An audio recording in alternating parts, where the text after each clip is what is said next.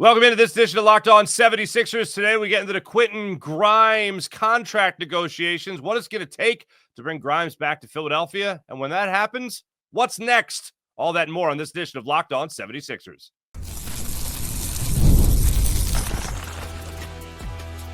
You are Locked On 76ers, your daily Philadelphia 76ers podcast, part of the Locked On Podcast Network, your team every day. And welcome in once again to Locked On 76ers, and we thank you for making Locked On 76ers your first listen every day, part of the Locked On Podcast Network, your team every day. This episode in particular is brought to you by Monarch Money. Take control of your finances with Monarch Money. Use promo code LOCKEDONNBA at monarchmoney.com for 50% off your first year. Keith Pompey has been covering the 76ers for near a decade and a half. I've been talking Philly sports with you for near 20 years now. How about that? When we talk about the Philadelphia 76ers in the offseason, Keith, we talk a lot about Quentin Grimes. The other deals, done. The draft, done. When it comes to Quentin Grimes, what seems to be the holdup? Is it all negotiations right now when it comes to Quentin Grimes when they get this deal done? Or are there other outside influences to this deal? I think it's a blend of both, right? I think there are negotiations, but there's also other outside influences. And what I mean by outside influences is like, the Sixers, they really don't have to negotiate with him right now. What they have to do is, like, in Daryl Morey in the past has been known to let another team set the market. And once they set the market, you come in. Remember Paul Reed a couple years ago when everybody was like, what are they doing? What are they doing? And then, like, a month later, Danny Ainge threw this deal at Daryl Morey. And then 2 days later, they picked it up, right? But Paul Reed's gone now. So I feel like it's something similar that could happen with Quentin Grimes, whereas the 76ers are like, okay, you say you want $25 million. Let's see if there's a team out there willing to give you that 25. And if there is a team willing to give you some money, and if you feel as though that's a good enough deal for you, okay, then we'll sign it and you'll come back.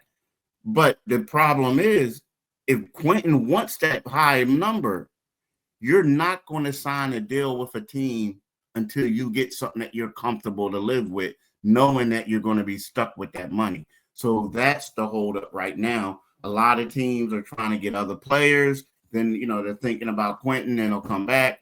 But that is the holdup. He has a total that he wants, and he wants to get close to that, right?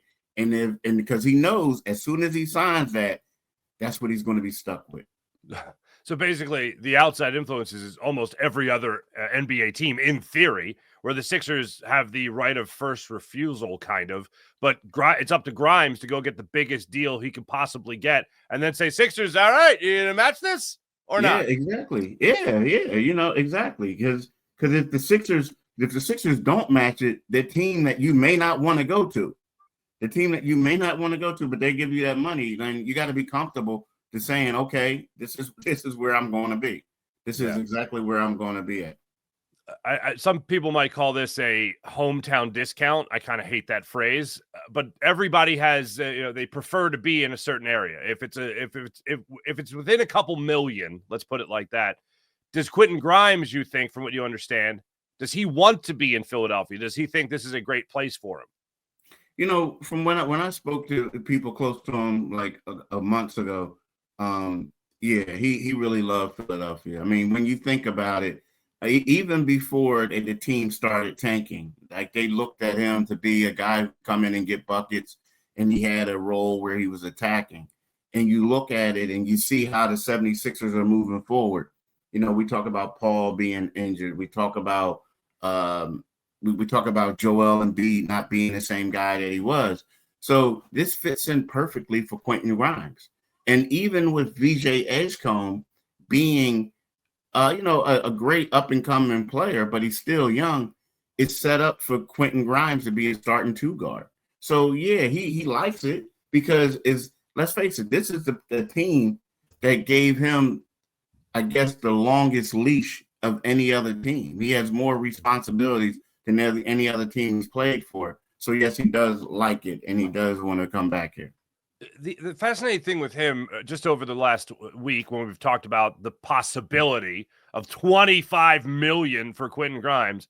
I went back to last year, and one of my major takeaways was, all right, Quentin Grimes, he can run a second unit. He could be a scorer on a second unit. This guy could be in a playoff rotation, that type of guy. In no way, shape, or form am I expecting him 25 to 35 to 40 points like you saw at the end of last year. Yeah. But now the money, he kind of changes everything in my mind. He wants to be here, and he wants to be a starter. And as you mentioned, VJ Edgecombe is your rookie. He's your third overall pick. You want to see what he can bring to the table. How does this all fit together when it comes to Quentin Grimes, not just in terms of re-signing him, but after that? What's kind of the plan as far as the roster construction after he signs his deal, assuming with the 76ers, when it comes to him and VJ Edgecombe both being guards? Yeah, you know what? I think, right now they're probably is one of those things where they look at it like, we'll get them in here, we'll make it work. I mean, the 76ers also look at this as, this is probably going to be a good problem to have for us. And the reason being is they're looking at, the Oklahoma City Thunder, they're looking at the they're looking at the Indiana Pacers, and they saw how those were two teams that made it work. Typically you say you can't have, too many guards, especially smaller guards, what they do have. But they look at it like, you know what, we can get this in here, we can make these guys work, and it's just going to make us a little bit deeper. You know what I mean? I think that, you can look at it. Sometimes they feel like maybe they can go a 3-guard offense, right? When they go small ball, they can have these guys in there. Like, to me, they're just trying to get the best players on the floor possible and then just deal with it later. The problem that they could have is in a couple years is when guys want to get paid. You know what I mean? And then you're like, oh, well, you gave Quentin 25. I want to get this and I want to get that because, all these guys talking about McCain, talking about Edgecombe, all these guys are going to get paid they're going to get their second contract a year after each other. So, the Sixers are going to have to unload a lot of money. But right now, that's not Daryl Morey's problem. He's worrying about just trying to get the best players on the floor. And I think it's vital for them right now to at least try to make a stab at Quentin Grimes. So when you look at not just the VJ Edgecombe scenario there with how playing time works, we've talked a lot in the past about 19, 25 million, that wide range right there, $6 million difference. Either way, if he's just throwing 25, his camp is just throwing 25 million out there, saying, hey, maybe somebody will pay it. Well, if the Sixers get anything close to that, if they do a deal anything close to that, that's starter money. That's something we've talked about before. I didn't look at Quentin Grimes ever as a guy that was going to come in here and be a starter with a healthy 76ers roster, especially if they went guard in the NBA draft with the 3rd overall pick. And yet, Keith, here we are. So can Sixers fans all but rely is the wrong word. Can Sixers fans all but expect Quentin Grimes to be a starter next season for the 76ers? Yeah, I mean, I think you have to right now, but you talk about stardom. Yeah, I think you have to. Now look at this. So the average NBA salary across all positions last season was $11.9 million, right? That was the average starter salary. Now, again, you got guys like Devin Booker who made 55, but we're talking average. So, that's a tough ass. I mean, that's a lot of money, man. That's a lot of money he wants, So to me, if you're going to give him that money, yeah, you have to start him. I mean, I think you do. Sometimes you say, well, it's one of those things where, it's all about position, it's all about competition and this and that.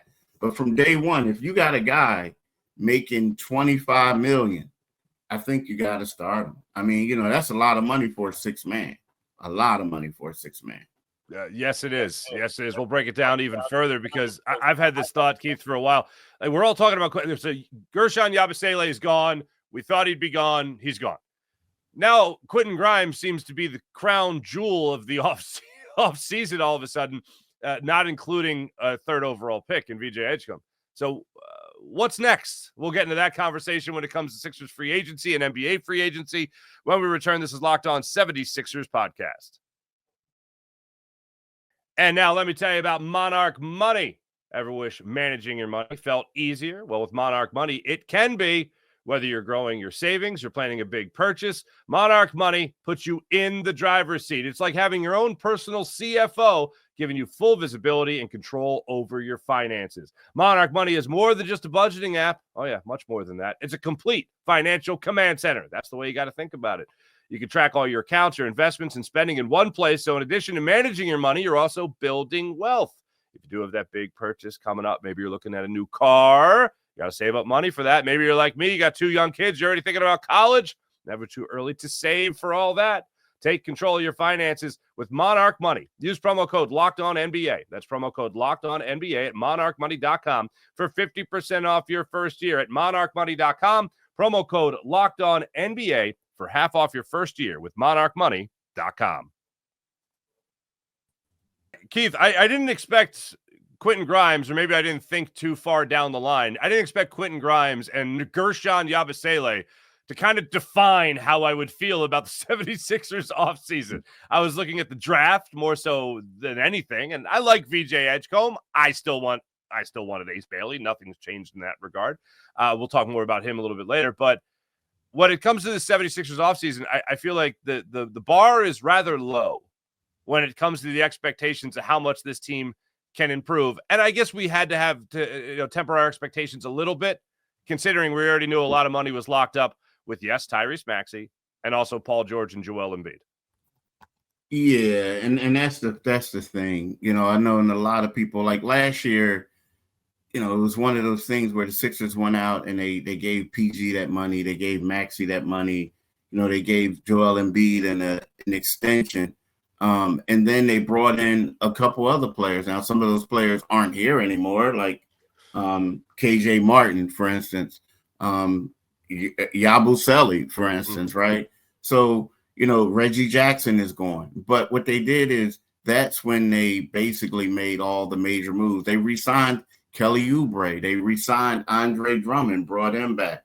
So when you came into this season, you knew that they didn't have a lot of money cap-wise. They were actually close to they $150 million. The cap space is 154, but they were close to $150 million with just 4 players. You know what I mean? So when you add that, it's kind of sort of like you knew that it was going to be slow. But I think the thing, Mark, that really is getting people a little upset or frustrated, disappointed, is the fact that they're seeing all these other moves happen in other places. And it's not all to do with free agent signings. A lot of these moves are happening via trades.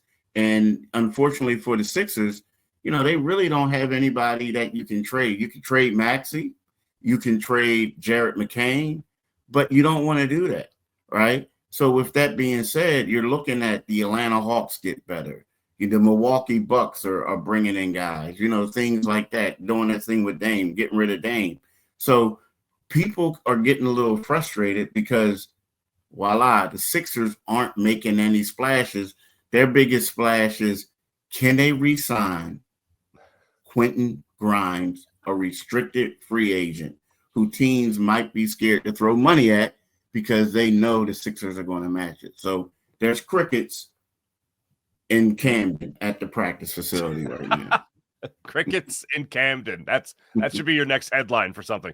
All right. So that kind of puts it in perspective, because the way I'm approaching this is, I think you go through the last couple of off seasons and it's like, oh, what are the Sixers going to do with James Harden? Oh, James Harden just called Daryl Morey a liar. Oh no. And then he gets traded. And like, okay, that happened.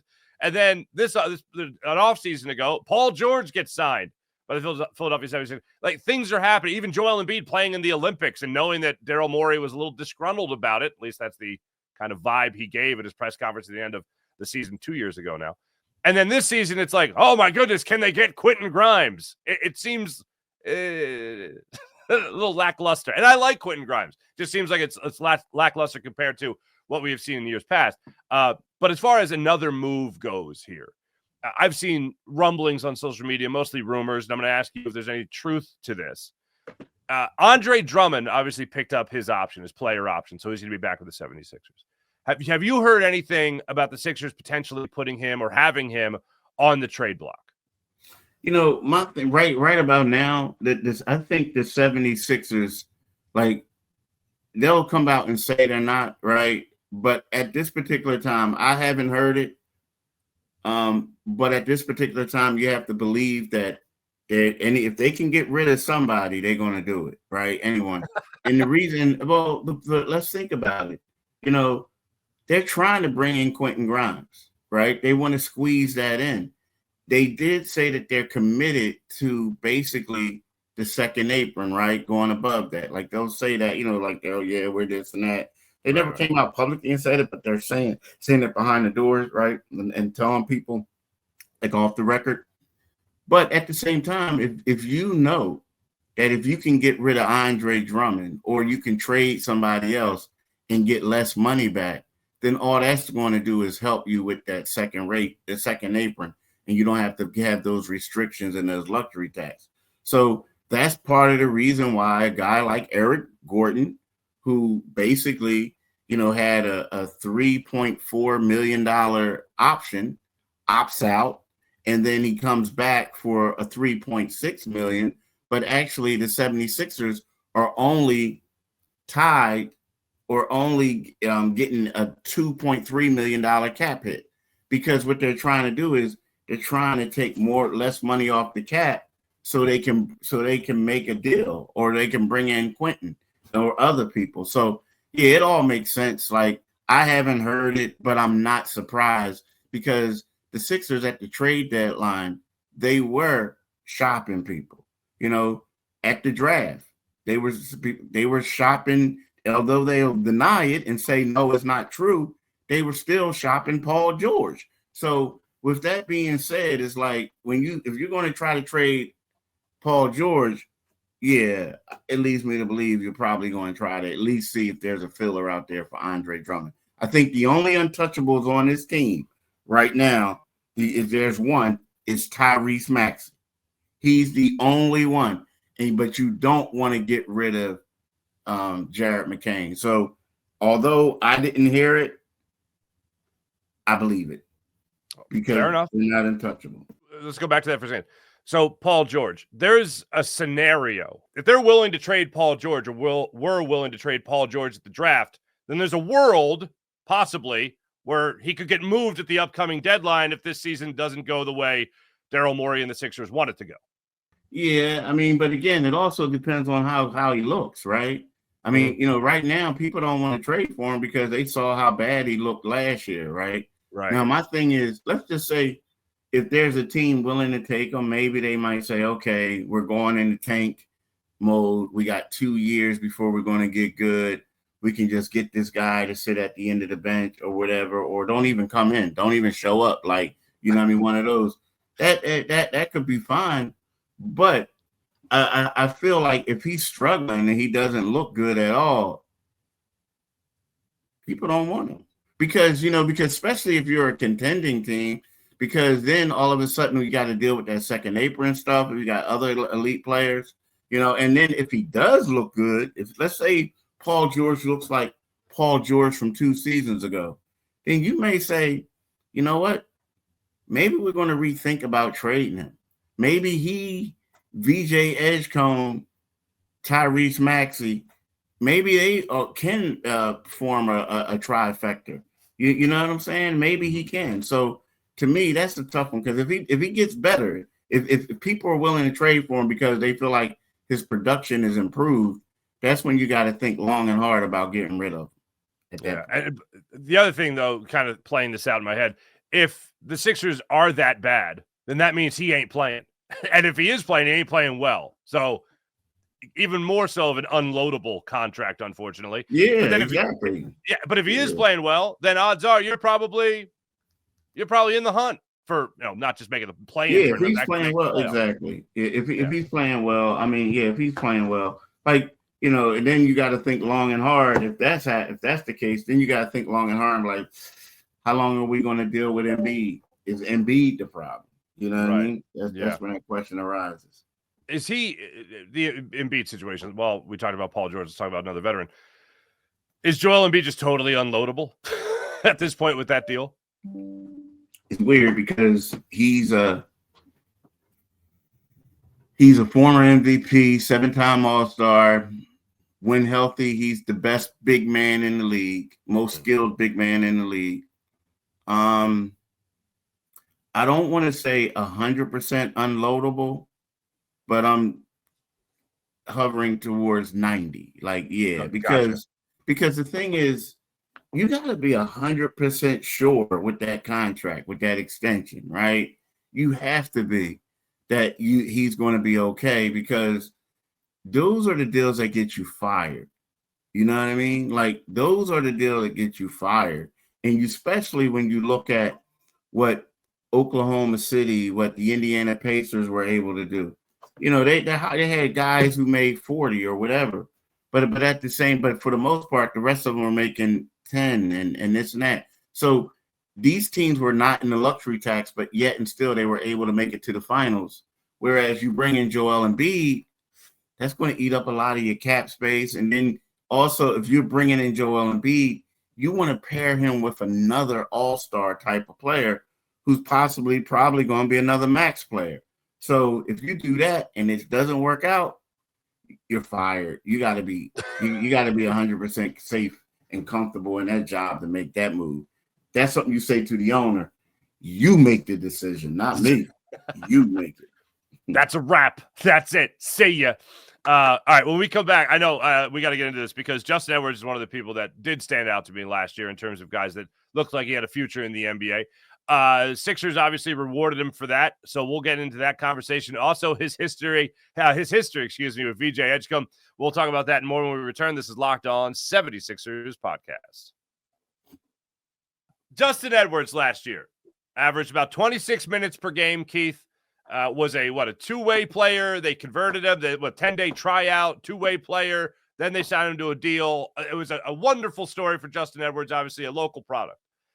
Justin Edwards, though, 26 minutes, about 10 points per game, showed, I think, a lot of promise last year for the Sixers. What do you think is the next step for Justin Edwards going into this upcoming season for the Sixers? That's a great question because, you look at it where you have, Kelly Oubre, right, in there in the mix. I could see Justin Edwards, if Kelly Oubre wasn't here, I could see him being penciled in as that starting small forward. I really could. And I think that could be something where the Sixers could deem Kelly Oubre expendable because of Justin Edwards. Wow. I mean, well, here's the thing. He fits in well. Like, he can shoot the ball. He's really good at the mid-range. He could be like someone where he can go and guard your best perimeter player. I mean, if you remember, what was he doing? They had him guarding Steph Curry. They had him guarding Kevin Durant. They had him guarding all these other guys. So when you look at him now, what he did is he didn't shut everyone down, but he made the ones he didn't shut down work extremely hard to get their shots. I mean, they would get points, but they were working hard to get those points. So to me, I look at him as a guy who, he can come off the bench, of course, but at the same time, he's a guy that you look to be part of your future, right? I mean, and I think that he's going to be a good player for them. He could be a solid 3-and-D. You don't really have to run plays for him. He's an extremely selfless player. Like, for him to be such, a high-ranking guy in high school, like number 3 in the country at one point towards the end, I don't see an ego at all. Like, he's just a regular dude. Like, so I think, basically, like, some of these guys, like, I'm the SHIT, I'm this, I'm that. He's like, hey, guys, how y'all doing? He just chill. So, to me, he's like a selfless, great person and someone who I feel like he could get along playing with Maxey, knowing he's going to take most of the shots, knowing that VJ Edgecombe is going to get the highlight reels, knowing that Quentin Grimes wants to hit these threes. What he's going to do is he's going to fit in, do what he can, get his buckets when he can, but at the same time, he's going to sell out on the defensive end. So to me, that's what I think of him moving forward. That's a high bar for him, and I think it's worthy of it, especially when we're talking about the defensive aspect of his game. But you said something in there that I want to go back to, and that was if Kelly Oubre wasn't here, he could be in there as a starting small forward. Mm-hmm. This is an era where we talk about positionless basketball all the time. There's guards, there's forwards, there's centers, sort of. When it comes to Kelly Oubre being a starter, do you think he would be in there at that 3-4 spot as well as Paul George as a 3-4 in your starting five? I do. I mean, Yeah. I right now I think that with him and Paul, it's kind of like interchangeable. Like, you know what I mean? Like we say positionless basketball. It's kind of like, okay, well, who's better guarding a certain player, right? So if this is a certain night where, you know, there's a really athletic wing or an athletic four, then all of a sudden you're going to say, okay, Kelly, you guard him. Paul, you get the other guy, and vice versa. Although Paul is, you know, an exceptional defender, but he's getting older, right? Yeah. So I feel like when you have those guys, it's going to be extremely interchangeable. And yes, he can guard it. Like the thing is, neither one of them are ideal. A person that you want to say, okay, I want you to guard a four. Now, you don't want that, right? You just don't. But at the same time, when we're talking about what they have available on the roster right now, they're just going to have to. And I feel like it's going to be sort of like how it was with Caleb Martin when they had the big three. They were basically interchangeable. You know what I mean? They were basically interchangeable. Gotcha. All right. Now, I know this is something that has fascinated a lot of people, and you're one of them. VJ Edgecombe and Justin Edwards faced off in high school together. There's that viral dunk out there of VJ Edgecombe dunking on Justin Edwards and all that. When you look back to that game, and you wrote something on it for Inquirer.com as well, when you look back on that game, what really stands out to you about these two meeting then and then getting reacquainted now with the 76ers? It's funny, though, because when we're acquainted to the 76ers, it's weird. It's like they're kind of like inseparable doing shooting drills, and at practice you see them when the media comes in, you see them chuckling, like laughing and having a pretty good time. Don't get me wrong, they're working hard too, but you can see that there's, you know, some respect from the two of them, right? It's funny though, because, you know, we all hear about Justin Edwards, you know, being such in high school. You know, at one point he was ranked number one, another point he was number 2. He ended up being number 3 in his class. So he was the headliner of that game that they played. Imhotep went up to New York. They were undefeated. They were coming off of beating nationally ranked teams in the city of Palms. And then all of a sudden, he goes up against VJ Edgecombe, and Edgecombe has this dunk against him. And then everyone's saying, who is VJ Edgecombe? Although he was ascending, but I think that really solidified everything, right? And it's kind of like yesterday, Edwards was like, no, he didn't dunk on me. No, he didn't dunk on me. Everybody was laughing. But it's crazy because Edwards had a heck of a game too. He brought his team back. He did all this other stuff. But he had 16 points, and he was way overshadowed by Edgecombe at that point, who Edgecombe had 24 points, 6 rebounds, 4 assists, and 5 blocks. 5. And for a guy who can't shoot from the outside, he was 3 for 4 on threes. Now, again, that's not the equivalent. That's not the distance of an NBA three-point shot, the high school one. But at the same time, that game really put him on the map to where, you know, he ended up being ranked as high as the 3rd best player in his class, you know, afterwards. Wow. Keith, we have one more show to do for this week for the holiday week leading up to the first Summer League game. In the next show, Friday, tomorrow, we're going to get into the 76ers roster construction for the Summer League in Utah. We'll also get into Ace Bailey versus VJ Edgecombe right out of the gate. Man, they know how to stack the summer schedule, don't they, Keith? Viewership's going to be off the charts, my friend. We'll get into all that and more on the next show, but we thank you guys for watching and listening to Locked On 76ers. Make sure you guys like and subscribe to Locked On 76ers. We'll be back with you guys tomorrow with another edition of Locked On 76ers, Summer League edition. We'll see you guys then.